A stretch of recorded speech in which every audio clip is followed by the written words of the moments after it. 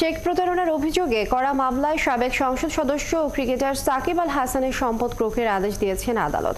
ঢাকার chief metropolitan magistrate আদালতের বিচারক জিয়াদুর রহমান সোমবার এ আদেশ দেন। গেল বছরের 15 ডিসেম্বর সাকিব ও তার এগ্রো ফার্মের কর্মকর্তা সহ 4 জনকে আসামি করে আইএফআইসি ব্যাংক এ মামলা করেছিল।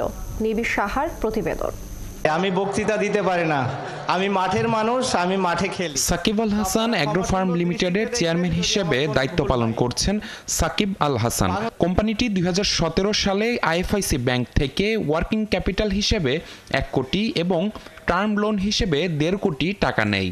পরে ওয়ার্কিং ক্যাপিটাল হিসেবে নেওয়া টাকা সময়মতো পরিশোধ না করায় ব্যাংকটি এই টাকা মেয়াদি লোনে পরিবর্তন করে। টাকা ফেরত চেয়ে কয়েক দফা নোটিশ দেওয়ার পর কোম্পানিটি ব্যাংককে গত বছরের 4 সেপ্টেম্বর 4 কোটি 14 লাখ টাকার 2টি চেক দেয়।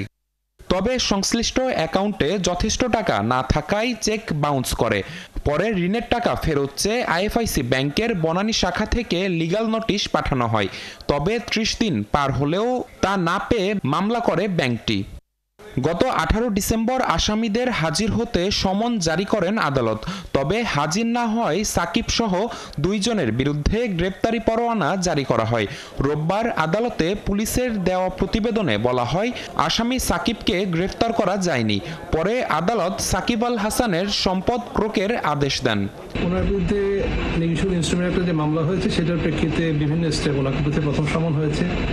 সমন হওয়ার পর উনি যখন এপিএল করেনি তার পরবর্তীতে ওয়ারেন্ট হয়েছে। এখন ওয়ারেন্টের পরবর্তীতে যার পর যখন আসেননি, এখন বিচারিক কার্যালয়ে যাওয়ার জন্য মামলাটা বদলি হওয়ার জন্য এই স্টেপগুলো পার হতে হবে। ওনার প্রোক্লামেশন অ্যাটাচমেন্ট, ওনার সম্পত্তি ক্রোকের একটা আদেশ হয়েছে।